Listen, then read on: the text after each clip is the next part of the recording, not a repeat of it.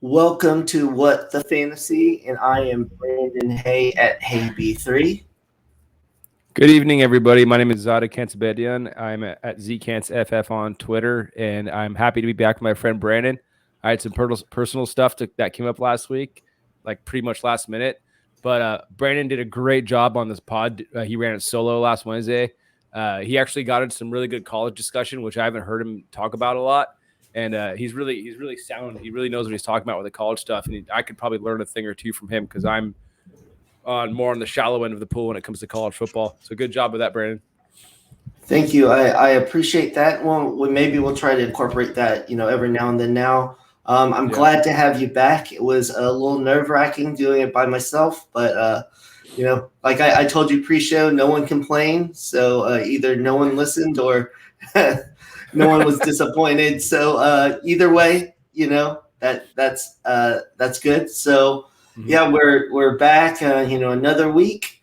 Some surprising games, and first off, we're going to start. This was actually a conversation in one of my group chats after the Monday night game. I was surprised the Bills Bills lost to the Tennessee Titans, and yet again, Derrick Henry just showed that he is a monster and that no one can tackle him. Did you get to watch that game on Monday night? I really wanted to, but I was in a sweat. I was up like 12 points on an opponent who had Zach Moss, and just watching it was so nerve-wracking. I just opted to play Call of Duty. So I would tune in every once in a while, only when the Titans were driving, because I didn't want to watch Zach Moss. And I pinched out. But I saw Derrick Henry's touchdowns, which is basically like every time that I turned the game on, he was running in for a touchdown pretty much. Yeah, so in one league, I was up, I think, 15 points. I had Jeremy McNichols, which apparently they just decided not to give him the ball at all that game. And my opponent had Derrick Henry. So obviously I lost because, Derrick Henry went off. Nichols didn't do anything. But anyway, there was a discussion that, in our generation, so I guess I think the person said is maybe mid-20s. But so is Derrick Henry the best running back of that generation? So I thought we could kind of discuss that. I only have a couple running backs that I would put ahead of him just at when they were at their peak. So what are your thoughts about Derrick Henry possibly being the best running back of our generation? Well, I mean, if we're going to talk about best running back, I think we kind of have to operationally define what best running back actually means. Like, are we talking about like skill set? Because if we're talking about a man who's just a monster and putting up numbers on the board, then yeah, he's the best running back of our generation. But if we're talking about like the most well-rounded running back, I think we can talk about like Jamal Charles and LaShawn McCoy, even Marshawn Lynch was something. He was very unique. I think those three running backs are great. So it depends what we're talking about. If I'm a coach, I think any NFL coach at this point in their careers would choose Derrick Henry over any of those other three running backs, though. So it's a tough decision, and I don't want to put Derrick Henry over those guys because I grew up watching those other guys. But I think Derrick Henry has to be put above him right now because what he's doing. He's denying all the naysayers, especially in the fantasy community, who said that, to avoid him because there's no way this guy can do it again, carry the rock, 250, 300 times, and now he's getting receptions, and he's not showing any signs of slowing down. He's showing signs of actually increasing production right now. It's going to be insane to find out what he's going to do in a month or two. No, I agree, and those are all good examples. LaShawn McCoy is one, definitely, because when he was with the Eagles and even with the Bills, just the way he could stop and start. Another couple that I thought of, the one that I thought would be the best over Henry is Adrian Peterson because he did a lot of the same, but Peterson didn't really catch passes. I know Henry hasn't, but this year he showed that it's not that he can't catch passes, it's that they haven't passed him the ball. So moving on from that offense previously to this, where he's getting catches and he shows he has good hands and he obviously can run with the ball. And another person with to go with how you said all around type player, LaDainian Tomlinson. I know he was, a little further back, but just he could, fantasy wise, he was one of the best running backs ever, and just, all around how he got the ball. Yeah. And Adrian Peterson, I was watching a stream yesterday and somebody said that they were having the same discussion. They said that they couldn't put Adrian Peterson in the same tier as Derrick Henry. And I really got a really upset feeling. I didn't like that comment at all. I mean, I was just like, no, I was in the chat. I was like, I strongly oppose that opinion. I think watching Adrian Peterson break off a huge run was the same feeling you got when you're watching Derrick Henry break off a huge run. Like guys like, Derrick Henry shouldn't be running that fast as big as he is, but Adrian Peterson just had that level of intensity that he's just, I will not be denied. And on the offenses that he played on, they were such more inefficient, playing with Christian Ponder and a washed up Brett Favre. God knows who else was, his quarterback. He just didn't have an offense to play on, and he succeeded at such a high level, by himself pretty much with no help. He just did it by himself. He was insane. Are we saying that Derrick Henry? Also, interesting thing about Derrick Henry is catches real quick. Derrick Henry, I think his highest reception total was 19 last year. He's already at 16 receptions on the year. So he's gonna have like 40 or 50 receptions this year, maybe 60 if they really get him going later on in the year. But are we agreeing? Are we saying that Derrick Henry is the best running back of our generation? For me, it's very close between him and Adrian Peterson. I feel like obviously Derrick Henry's not done. I felt like Peterson was at elite for a longer stretch of time, not because of Derrick Henry's fault, but for some reason the Titans didn't get Derrick Henry started right when he was drafted. They would always, they had DeMarco Murray. They even were playing Dion Lewis over him, which is Matt LaFleur, man. It's Matt LaFleur. He's weird. It's insane. I don't even know. Like, obviously he was doing this in practice. And I don't know how you could say no, we're good. Let's play DeMarco Murray. Yeah, let's play Dion Lewis, who's a third, maybe a fourth of the size of this giant man. And yeah, it's crazy too because I didn't remember this, but I saw someone put this. The reason that one of the reasons Derrick Henry went to Alabama was Georgia wanted him to play linebacker, and they weren't the only. They weren't the only college. A lot of colleges thought he was too big. They said that he ran too high up because Derrick Henry is from Jacksonville, where I live, and he broke so many high school records. So he's kind of somewhat of a hero in town, and everyone took he was a big deal coming out of high school, and just what he's done in college at like top level at Alabama. Then he comes in the NFL, and you would think he's like, just that physical running type that's not fast, but he on that 70-some yard touchdown against the Bills, he was outrunning corners and safeties, and it's just, with that speed and how he just runs through people, no one wants to tackle that guy. So did you see that run? Did you see that run that he had where he broke off and it was just Micah Hyde that had to tackle him in the middle of the field, the safety for the Bills? Yeah. I saw that I was watching the highlights and I saw poor Micah Hyde, dude. He had to clean that mess up. And imagine like everything going through your mind, like when you're Micah Hyde and you see Derrick Henry running at you, and Micah Hyde is just a small little tiny safety. Micah Hyde I think he'd much rather prefer to tackle Adrian Peterson, even though that would probably hurt a lot too.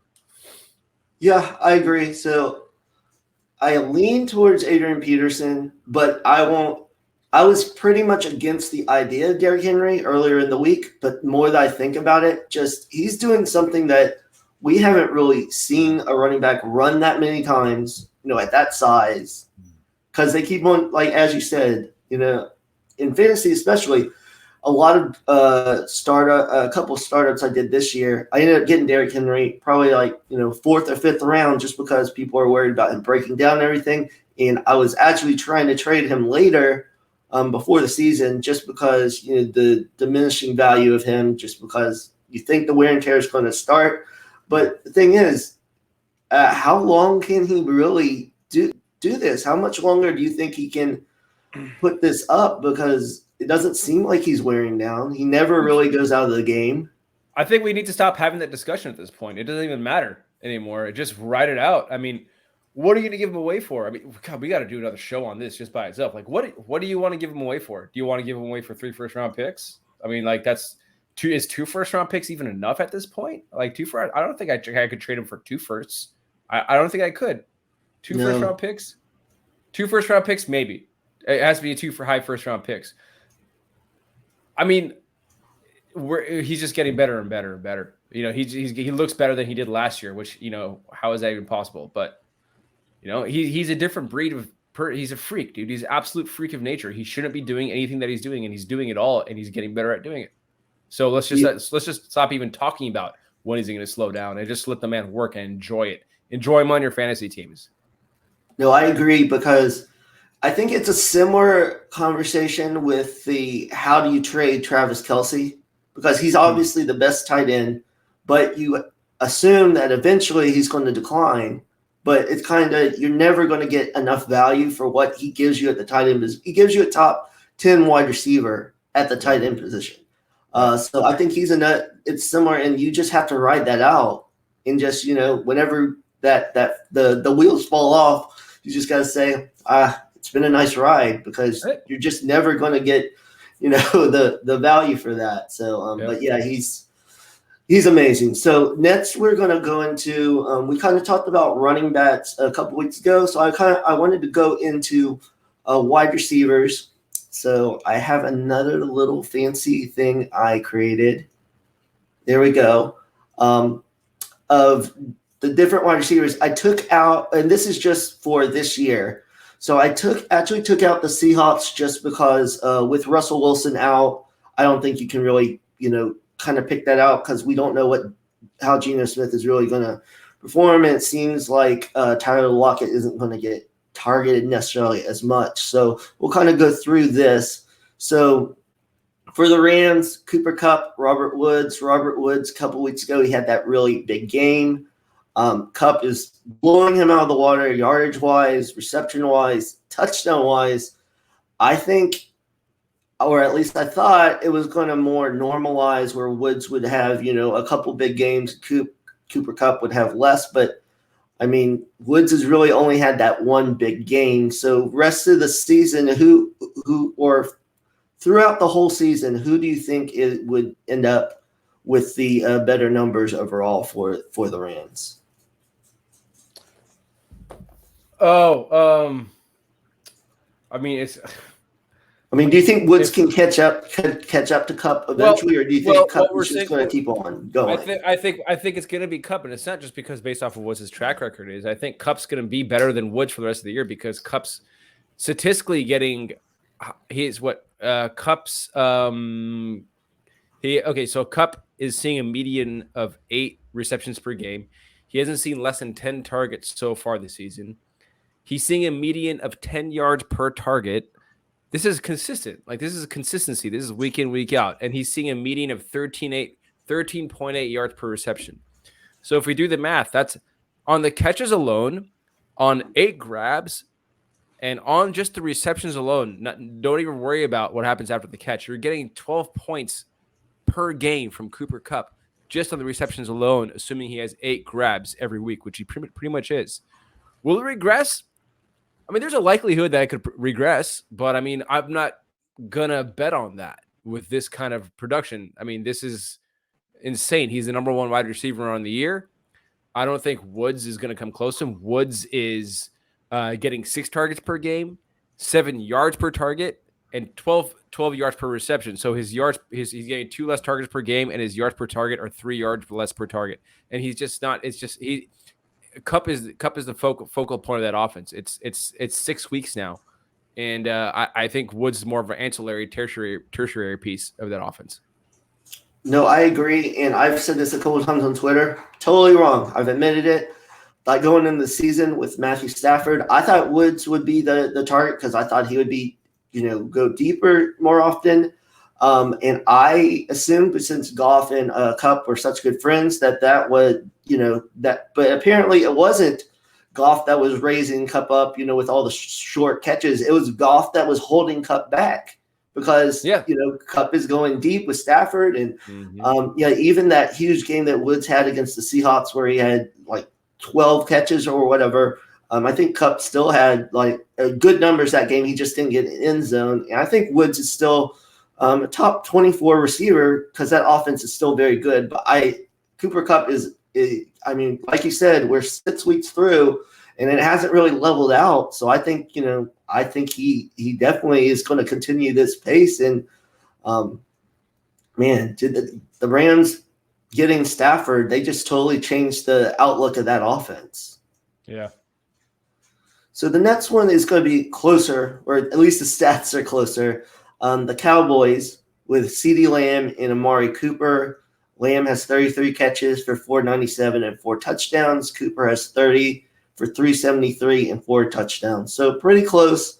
I know Cooper had a very big week 1, so that's helped him. But I think both of those receivers with Dak are very good. So I think this one is really going to be splitting hairs. Who would you prefer the rest of the season?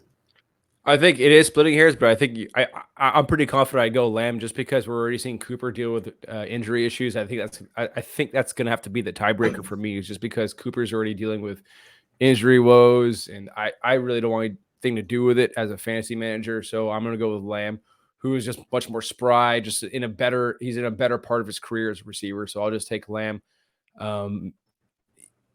He went off last week, and you're going to get your ups and downs. But I mean, Lamb's just a baller right now, and he's healthy.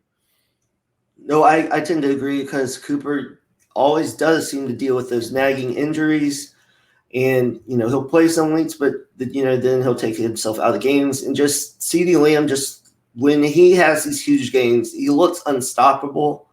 And it will be interesting once Michael Gallup comes back to the Cowboys if he's going to get substantial amount of targets. But that offense can definitely support 2, maybe 3 receivers because Dalton Schultz has done well too at the tight end position. So that offense seems to be steamrolling. And I think we're going to talk about the Cowboys more, or I will at least be talking about the Cowboys more later. So now let's go to the Chargers. Got Keenan Allen and Mike Williams. Keenan Allen has 39 catches, 419 yards, but only 1 touchdown. Mike Williams has 33 catches for 498 and crazy 6 touchdowns. So this one's more difficult in that obviously Mike Williams has played very well this year. He's had some really big games where he's had a couple touchdowns. My biggest concern always with Mike Williams is consistency and his injuries. He's been fairly healthy so far this season. So what do you kind of see with the Chargers? Because you're a Chargers fan, right? So you get to see most of their games.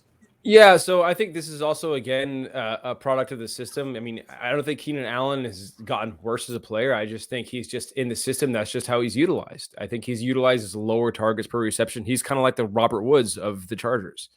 I still think I think he's better than Robert Woods by a significant stretch, but I think Williams is just, we heard Staley talking about how Williams will be the X in that offense, and we know what Williams is capable of. We know he's a touchdown machine. We know in the red zone that he's an amazing target to have for any quarterback. He's a go-get-it receiver, and that's what he's shown this season. It's finally coming to fruition.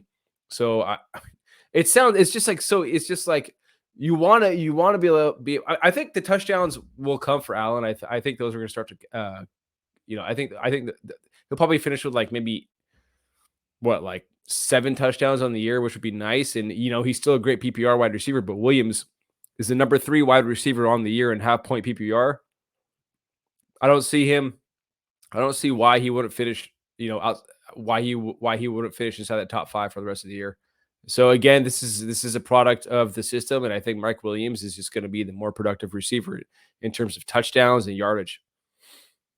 Right, and he might be one of the biggest values coming into the season because he wasn't thought of very highly. So he might not even have been drafted in most leagues, and just a waiver wire pickup that could definitely help you win the league. So next we'll go to the Steelers. Juju is out for the season. So we got Chase Claypool and Deontay Johnson. Claypool has 22 catches for 358 and 1 touchdown. Deontay Johnson, 34 catches, 376 yards, 3 touchdowns. I think this is going to be very similar to with the the system kind of talk that you've been saying. This passing offense isn't good. Ben Roethlisberger is not good anymore. So I've said that's why I like Claypool overall in Dynasty as the Steelers wide receiver, because I think he's so talented, but he's more a deep threat, and Ben just can't throw it that way anymore. And Deontay Johnson's more of the PPR kind of monster, and that's why I personally would pick Deontay Johnson the rest of the year. Do you differ in those thoughts? Absolutely. No, I don't. I say I'm consistent with your logic. Okay. I was like, Oh, are you going to – I thought you were going to differ and then just not say anything. No. I disagreed. I declined to comment. Oh, you can't make me talk. But, yeah, even though the Steelers have won the last 2 games, just that offense is just – It's tough. It's a tough watch, man. I mean, it's kind of like certain quarterbacks are fine fantasy outcomes, but you don't want to see how they get there. Kind of like Teddy Bridgewater. You don't want to watch Teddy play the whole game because it's going to be very frustrating, and you're going to be like, why is he starting? But, he might end up with like 250 and like 2 or 3 touchdowns. You're like, all right, fantasy-wise, that Jalen Hurts falls in that category. He definitely does. Cannot watch that. Cannot watch it. Just show me the box score. Just show me the box score. I don't want to see this. Very rough to watch. And lastly, we're going to go to the Bucks. They actually have 3 receivers. So we have Antonio Brown, all fairly even with receptions, fairly even with yards. The main difference is the touchdown difference, but it's still pretty close. So who would you want rest of the season out of these 3 receivers? Well, it's fair to wonder what Brown would have had if he didn't miss that one game with COVID. Right. Because right now he's pretty much neck and neck with those guys. But I think I'm just going to take Brown on this one just because it seems like that Brady just loves throwing to him. Brown is the more versatile weapon of all of them. He can play X like Evans. He can beat the number 1 wide receiver off the line of scrimmage, but they're using him on end arounds. They're using him on slots. They're using him on bubble screens. They're not using Evans or Godwin in any of those ways. At Brown, you want versatility in your wide receivers. So I think rest of the season is Brown. Yeah, and it's just so interesting that ever since Brown, even when he played with the Patriots for that one game, and since he's come with the Bucks, Brady just loves him some Antonio Brown. I don't get it. I mean, I know Antonio Brown's good, but I just would think someone that's a Hall of Famer would want someone that's not as crazy on and off the field. Because Chris Godwin and Mike Evans, they're very good players, but he just always loves Antonio Brown in the game. Even last year, he played much less snaps when he finished the season. Then Godwin and Evans run less routes, but every time he did, was in the game, it seemed like Brady was looking for him. So I tend to agree, but I think all 3 options are still going to be good throughout the season because Bruce Arians loves to throw the ball. Running back wise, I guess Fournette is kind of taking the forefront because Bruce Arians hates Ronald Jones, I guess, because he never wants to play him. But yeah, I think Brown, as long as he stays healthy, and he looks like his old self in Pittsburgh when he's getting all those targets. Mm-hmm. Absolutely. So now let's we will go into okay, and now we'll go into what this was kind of your idea. Instead of doing our would you rather segment, we're just talking about being an analyst during football season. So kind of why don't you go ahead and start out with kind of what you do and your thoughts on just being an analyst during football season. Yeah, I just wanted to talk. I mean, because I was thinking about like how it really is a war of attrition. It's kind of like you really have to find and dig. And there's a lot of moments where you really have to dig and get yourself going and come home after like a long day of doing whatever you're doing, of living life, and then do fantasy football material. But I think for me, what really gets me going is if I have free time in the day, I really don't mind sitting on my computer and just downloading Excel stats and working on Excel and finding cool little nuggets about stats. It is exhausting throughout the year, but that just comes with the territory. I think if you find a niche that you love about fantasy football, especially like if you're trying to find something and it's not really out there, look for it yourself and make it your thing and bring that to the table. Like, I don't know. Like, I just want to talk about, I was feeling really tired of fantasy football exhaustion. Like, I really like, I just wanted to talk about like how to stay, how to have some stamina as a fantasy football analyst and just kind of learn how to balance yourself. You know, like if you feel like you want to push yourself hard, just know that it's a long season. We say it's 17 weeks right now or 18 weeks, but it's a long season because you're doing this every day during every week of the season. So just know that going into this, you don't have to push yourself as hard as you can, but like remember to find some balance just so you don't get burned out because anybody can get burned out from doing this every single day. And I'm pretty sure it will happen to anybody. So I mean that's just kind of like what I want to talk about, like how to, just stay fresh during the season. No, I agree. I think it was, I don't know how long ago, and I think because I just texted you and I just said that I couldn't do the show that one night, and I just said, I just needed mental time away, and I think that is big because I know some people that were churning out content in the off season, and then once the season came along with their other responsibilities, they're having trouble putting anything out. And I think what you said is big because you found a niche with that your running back game script. I kind of don't necessarily have that niche, but I kind of look at certain things like during the season. This year, I've done some college waivers with one of the sites. Then I do some little Devi work, and then for another site, I kind of just talk about the fantasy players that kind of let you down based on where they were ranked coming into that week. Not groundbreaking things, but all just kind of different things to kind of keep everything fresh.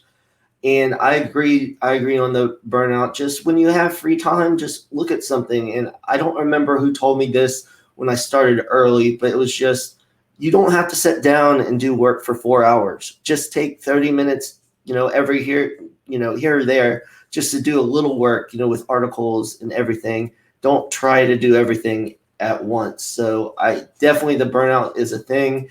I mean, we obviously all love football, and that's why we're doing this. But still, even if you love football, there can be burnout. So one thing I wanted to ask you is, how do you choose what games you really are going to watch? Because obviously we can't watch in depth all of the games.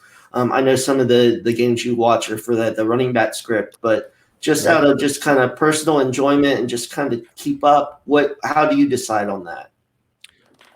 It's usually really based off of what people are really trying to explore as far as options off of waiver wires coming up for the week. I really try to help people out with that. It's not like I can get work. It's not like I can get a report done every Tuesday night, but I'll try to get it done as soon as possible. So like, I really want to do one on AJ Dillon. I wanted to do one on Zach Moss. I actually charted his stuff out 2 weeks ago, but I couldn't get the article done. So I have a whole Zach Moss chart from 2 weeks ago that I haven't really been able to put a report on. So I got Khalil Herbert done the week before that because Khalil Herbert was one of my favorite prospects going outside of the first, top 5 running backs or top 4 running backs this year.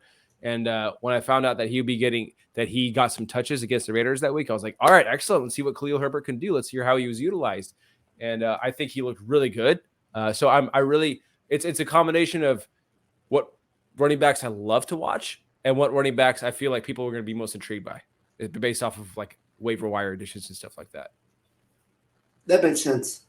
Yeah, definitely. I'm glad you said that. I'm a huge Khalil Herbert fan.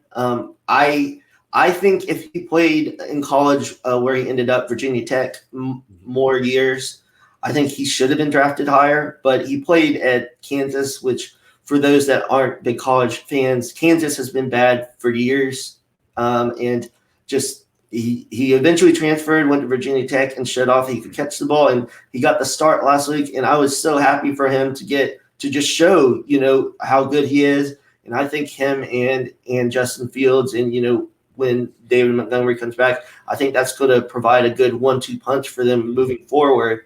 But I'm glad you said that. In games for me, since I don't do the running back watch like you do, I obviously try to watch the ones that are by themselves, the Thursday, Sunday night. I at least I watch the first half. Sometimes I don't watch the whole game because I'm just so exhausted, and ready to sleep. And then I try to watch the Monday night. And then during the day on Sunday, I try to pick out a game that seems very interesting, has some potential fantasy-wise, and kind of just want to see that matchup. So it just overall depends. I live in Jacksonville, so the Jaguars are not very good, even though they just got their first win. But so Congrats. usually I'll watch that early on, and then once it gets out of hand, I'll switch to the more intriguing matchup. So, but yeah, I think that's always good to talk about the pros and cons of being an analyst during season, because I know a lot of people want to get into it, but they just need to know that it is a grind, and sometimes you have to step away and just know your limitations, and that's a big thing. Right on. So now we'll end the show with so far through 6 weeks, the most disappointing team based on expectations and the most surprising team at this point. So I'll start with disappointing, and mine has been the Miami Dolphins. I know Tua's been hurt, but going into the season, I thought they would play defense, run the ball, pass middle of the road, and just win games that way. Like last week when Tua came back, since they were playing they were playing the Jets, they just don't like to run the ball very much. They were the first drive, I think Tua had like 8 passes, and that the defense isn't really that strong. They make mistakes, false starts, fumbles, all those things. So I'm very disappointed with how that team has kind of looked. And at 1-5, I don't think they'll be able to compete, for a playoff spot. So that'll be interesting how they move forward. I guess they're just it's a trial period for Tua the rest of the season to see if he's their quarterback moving forward. So who's your disappointing team? I think it's the Niners. I think what they've done in the offseason and not utilized I think Kyle Shanahan is coaching his job away. I don't know what the hell he's doing. He's playing the NFC West, man. You didn't give Trey Lance first team reps all offseason. You never really instilled confidence in him. Like, it's these intangibles that a player needs that we can't put on an Excel spreadsheet that count. They're fundamental to getting the stats, right? Like, Trey Lance has some beautiful tools. He's a great player, but you can see that Kyle Shanahan, just based off of Trey Lance's first start against the Cardinals, that Kyle Shanahan is scared to let him, throw it. Like, let him make the mistakes, let him figure it out.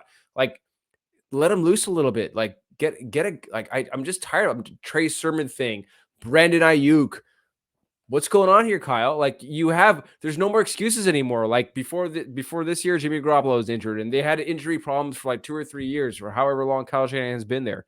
But now you have the weapons. Now everybody's pretty much healthy. Like, stop the nonsense. Like, George Kittle is now injured, and you're just Trey Sermon. You got Elijah Mitchell, who's fine. I get it. Elijah Mitchell's one cut up, but dude, they're blowing it. Like, they're blowing it. Like, you guys are behind, and you're lucky. You're lucky Russell Wilson can't play right now, because you can afford to put in Jimmy G right now. You're so lucky. You're so lucky, Shanahan.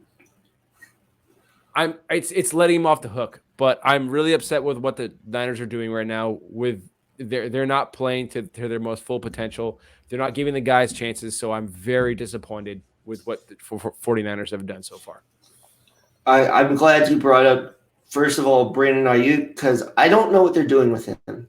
Like, they're treating him like a college kid. Like, until you learn to be a professional, or just get him on the field. Obviously, he can play last year. So if you get him the ball and Debo, and that offense should be potent. And if Shanahan is this offensive genius that they keep on pushing down our throats, they should score points, even with Trey Lance as a rookie and with his running ability. When Trey Lance started, it seemed unimaginative. It was like what they never changed the offense from Jimmy G, which doesn't make any sense. And everyone said, once Trey Lance gets in there, Shanahan will unleash all these different plays and everything. And he didn't. And it's just so surprising and disappointing. So I do agree with that. So my surprising team is the Dallas Cowboys. I thought they would bounce back with Dak, but I didn't think they would be this good. I didn't think that defense could make strides like it has. That defense, is very good. They probably got lucky that those Micah Parsons concerns came out before the draft because they got a steal on him. Trevon Diggs might be the best corner right now, just the way he's playing. And then you add Dak, looks great. Zeke has come back with more motivation, and you could throw in Pollard there and all those wide receivers. They look great, and the rest of that NFC East is a disaster. I think another disappointing team I could have said was the Washington football team. I thought they would make definite strides forward.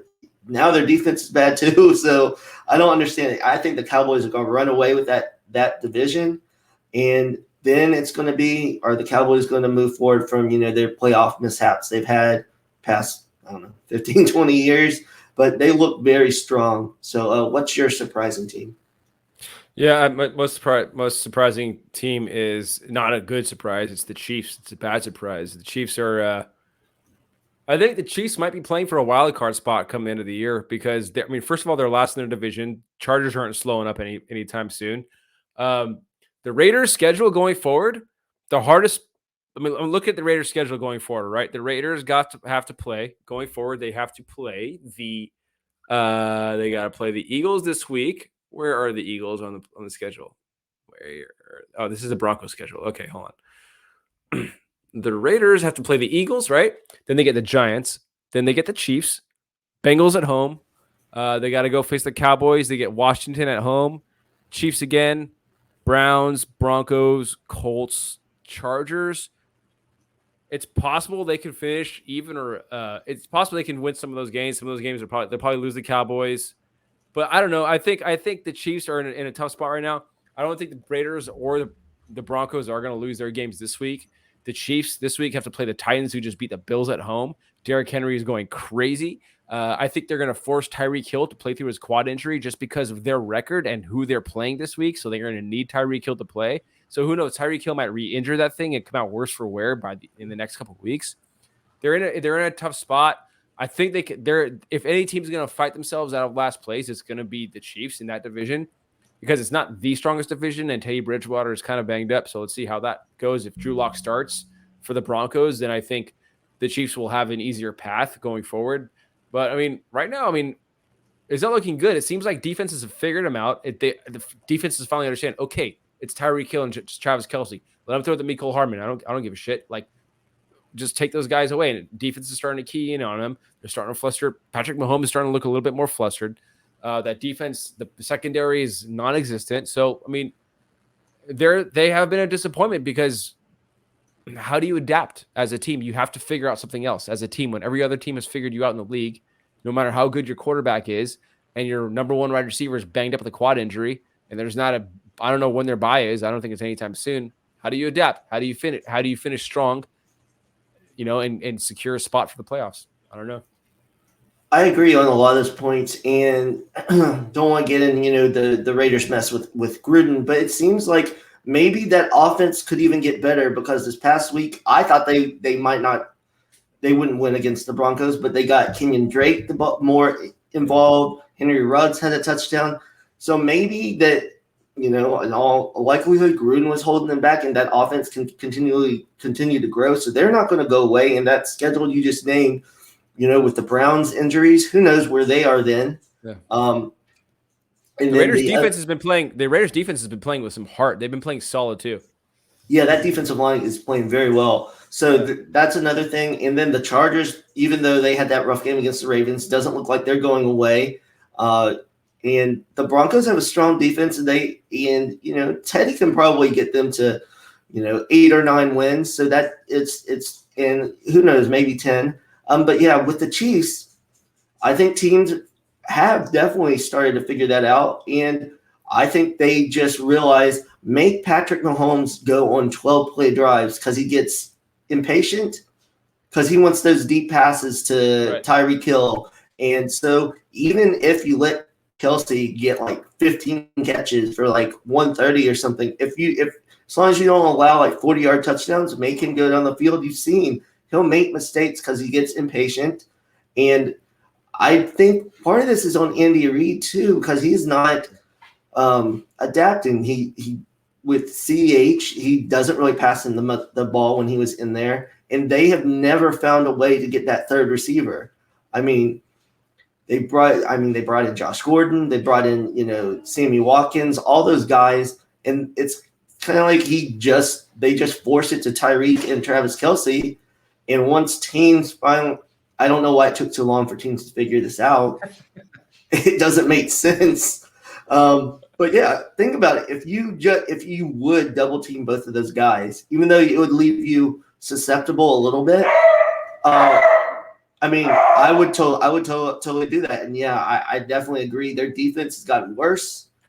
Their defense is bad, and it's interesting. So they're definitely not the favorite anymore, and they might not even be like a top 4 favorite right now in the AFC. Probably borderline, but yeah. So they have been very surprised. They could probably be surprising and disappointing. So that's a good call. Good call on that one. So that's all we have for the show this week. It was great being back with you. So that's it, and thank you guys for listening, and we'll catch you next week. I am Hey B3. And I am Zcans FF. All right, see you guys next week. Better guys.